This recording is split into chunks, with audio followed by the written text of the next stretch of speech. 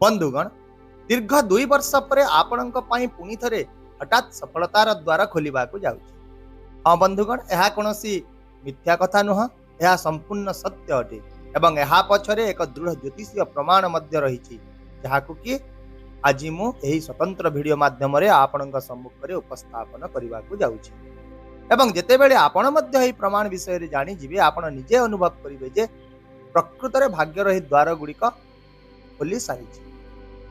नमस्कार मोर प्रिय दर्शक बंधुगण, आपण मानंकु समस्तंकु आपणक निजस्व चैनल ज्योतिष दर्पण को मो हृदयर सहित स्वागत करुछि।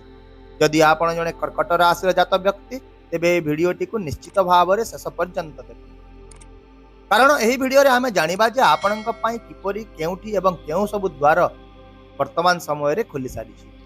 कारण एही समय रे घटुतबा ही ज्योतिषीय घटना दीर्घ 2 वर्षर व्यवधान पर पुनी थरे आपणक जीवन रे प्रवेश करिछि। वर्तमान जदि आमे टिके पछ कथा मने पकाइबा तेबे 2023 मसीहार से समय को मने पकांतु, जेतेबेले नवेम्बर 16 रे मंगल निज घरे बिच्छा राशि अर्थात कर्कट राशि ठीक पंचम घरे अवस्थित रहिथिले एवं वर्तमान समय रे मध्य अर्थात अक्टोबर 27 रु डिसेम्बर 7 पर्यंत मंगल सही शक्ति सही प्रभाव सही समान स्थिति रे निज राशि रे आपणक पंचम घरे अवस्थित अछंती। एही स्थिति मंगलंक पाई अत्यंत अनुकूल होता है, कारण यह तांकर स्वराशि अटे। यह सही स्थिति जोठारे मंगल निजर पूर्ण फलाफल देता एवं मंगल महाराज कर्कट राशि त्रिकोण एवं केन्द्रर अधिपति, तेणु यही जोग को राजयोग मध्य कहा जाए। एवं जेतेबेले मंगल शुभ भाव में रही जीवन में हठात बड़ प्रगति एवं सुजोग गुड़िक प्राप्त होता है। तेबे आपण निश्चय मने मने भावुथिबे जे हठात शब्दटी मु काहे कहूछि, तेबे यार उत्तर हेउछि जेहेतु एही समय रे मंगल अष्टम राशि रे अछंती एवं बिच्छा राशि हेउछि अष्टम राशि, जहाकि हठात अप्रत्याशित रहस्यमय परिवर्तन आनी थाए।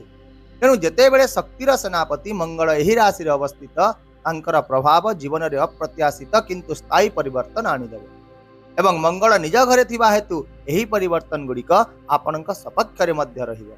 यह सहित आपणक जीवन रे वर्तमान समय रे से सफलतार 5टी द्वार मध्य खोली सारिछन। तेणु देरी न करी आसंतु एही प्रत्येक द्वार गुड़िक विषय रे वर्तमान गोटी गोटी करी बुझी। प्रथम द्वार जहाकि आपणकर पंचम घर, एही घर हेउची शिक्षा संतान प्रेम एवं सृजनशीलतार घर।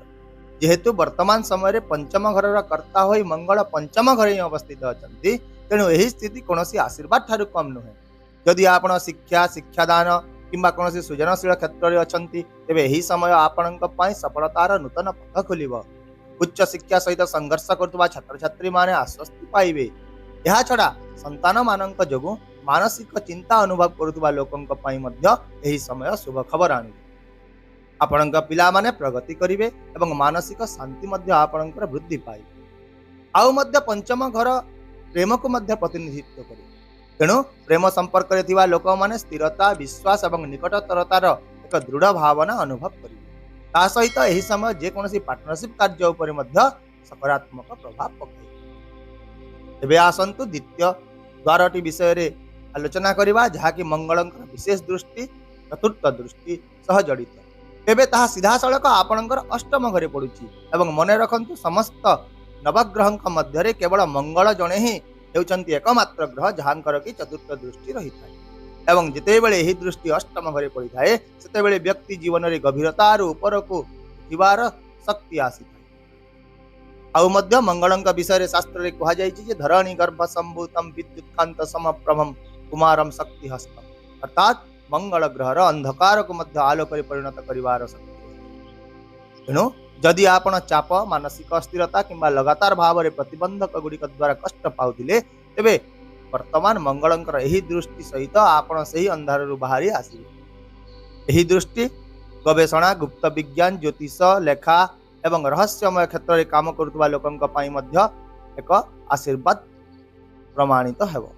जेउ माने दीर्घ समय धरी अटकी रहितिबा प्रकल्प किंबा मानसिक बोझ द्वारा भाराक्रांत होउछंती, समाने मध्य हेबे मुक्त हेबे एवं समानंक पथरे आगकु बढ़ी पारिबे। एबे जानिबा तृतीय द्वार, जहाकि मंगलंकर सप्तम दृष्टि सहित जड़ित एवं वर्तमान समय रे सीधा सड़क भाव में आपणक लाभ घर उपरे पड़ुछि। यह विश्वास करा जाए जेतेबेले मंगल तांकर सप्तम दृष्टि जो घर को दियंती सेतेबेले सेही घर गतिशील हो जाए फलाफल देइथाए। तेणु यही समय आर्थिक दृष्टिकोण अत्यंत भाव में शुभ रहिबो। बड़ आर्थिक लाभ किंबा दीर्घ दिन धरी अटकी रही प्रयास गुड़िक सफलतार संकेत देखा जाउछि।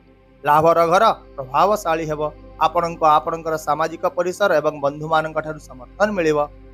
ता सहित आपण जो योजना गुड़िक बहुत दिन धरी काम कर आसुचंती से सबु एबे फल देवा आरंभ करिबो। जेहेतु मंगल निज राशि रे अछंती तेणु तांकर शक्ति मध्य एही समय रे शीर्ष रे रहिछि। जहा द्वारा एही शक्तिशाली मंगल ही आपणको वर्तमान एपरि उच्चता को नहीं जीवे जे आपण जीवन में लाभ सम्मान एवं सफलता एका सांगरे प्रवेश करी। चतुर्थ द्वारटी मंगलंकर अष्टम दृष्टि सहित जड़ित अटे जहाँ वर्तमान आपणकर द्वादश घरे पड़ी। एटी ध्यान दियंतु जे समस्त नवग्रह मध्य केवल चतुर्थ दृष्टि जेपरि मंगलंकर रही है सेपरि अष्टम दृष्टि मध्य मंगलंकर ही रही है। एवं जेतेबेले ही दृष्टि द्वादश घरे पड़ी है यह वैदेशिक संपर्क निवेश और आध्यात्मिक क्षेत्र बहुत लाभ प्रदान करे। यही समय विदेश में रहुवा किंबा काम करुवा लोकंक पई अत्यंत लाभदायक रहिबो। एही गोचर आमदानी रप्तानी हॉस्पिटल गवेषणा एवं ध्यान संबंधी कार्यकलाप रे असाधारण फलाफल प्रदान करिबो। आउ मध्य द्वादश घर हेउची निवेशर घर एवं पंचम घर हेउची स्टॉक बाजार घर। तेणु पोर्टफोलियो रे उन्नति हेबो। नूतन रणनीति एवं बुद्धिमान निष्पत्ति आपण नेबे जहा पई यह एक उत्कृष्ट समय मध्य रही। तथापि मध्य यही समय आपणकर खर्च टिके बढ़ी पारे किंतु सही खर्च गुड़िक शुभ उद्देश्य रे हेबो आपणक भल पाई हेबो एवं यही खर्च भविष्य रे अधिक लाभ पाई पथ मध्य प्रशस्त करे। तेबे आसंतु पंचम एवं शेष द्वार विषय कथा हेबा जहाँ कि मंगलंकर द्वितीय स्वामित्व राशि मेष राशि सह जड़ित। यही राशि हेउची कर्कट राशि पाई दशम घर क्यारियर घर एवं जेतेबेले दशम घर कर्ता निज राशि रे अछंती पंचम घरे बसिचंती बुझी नियंतु जे क्यारियर क्षेत्र एवं अधिक शक्तिशाली हो सारी। आउ मध्य यही समय कार्य क्षेत्र में परिवर्तन चाहतुवा लोकंक पई सकारात्मक परिवर्तन आए। पदोन्नति सम्मान एवं सामाजिक प्रतिष्ठा वृद्धि हेबार बहुत संभावना रही।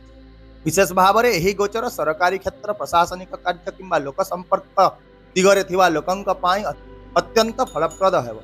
एवं 27 अक्टोबर रु डिसेम्बर 7 पर्यंत आपण निज क्यारियर सहित जड़ित किछि भल खबर पाइबार मध्य प्रबल संभावना रही।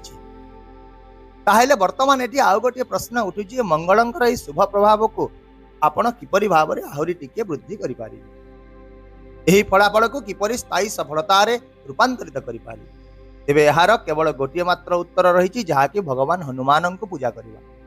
शास्त्र रे कहा जायछि जे हनुमान हेउचंती अष्ट सिद्धि नवनिधि के दाता अर्थात हनुमान हेउचंती सकल शक्तिर अधिकारी एवं से मंगल ग्रहर शक्ति को मध्य नियंत्रण करि पारुथुवा देवता। तेणु एही समय रे आपण प्रतिदिन हनुमान चालीसा पाठ करंतु। एहा सहित सुंदराकांड मध्य आपण पाठ करि पारिबे किंबा तांकर जे कोनोसी मंत्र जप करंतु।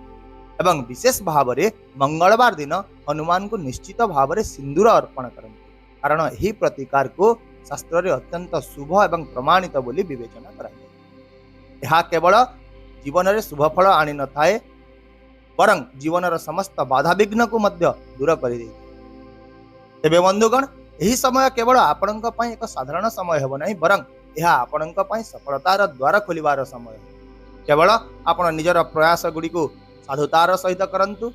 निजर शक्ति को सकारात्मक रखंतु। निजर मन को पवित्र रखंतु एवं हनुमान को स्मरण करी तांकर आशीर्वाद सहित आगक बढ़ी चलंतु। सफलता निश्चय मिले। मु आशा करुछि जे मोर एही विश्लेषण माध्यम रे आपण एही स्थिति गुडी को गभीर भाव रे बुझी पारिथिबे। जदि आपण मोर एही प्रयास को मूल्यवान मने करूछंती तेबे वीडियोटी को लाइक करंतु शेयर करंतु एवं कमेंट रे आपण निजर मतामत निश्चित भाव रे व्यक्त करंतु। ता सहित जदि आपण ए पर्यंत हमर ज्योतिष दर्पण चैनल को सब्सक्राइब करि नाहंती तेबे एबे ही करि दंतु जहा द्वारा आगामी प्रत्येक गुप्त रहस्यमय ज्योतिष घटना एवं भविष्यतर सूचना आपणक पाखरे प्रथमे पहुंची पारि। तेबे वर्तमान पाई मते विदाय दियंतु। पुणी देखा हेबा आउ एक नूतन सूचना वीडियो सहित। से पर्यंत रहुची। नमस्कार। जय जगन्नाथ।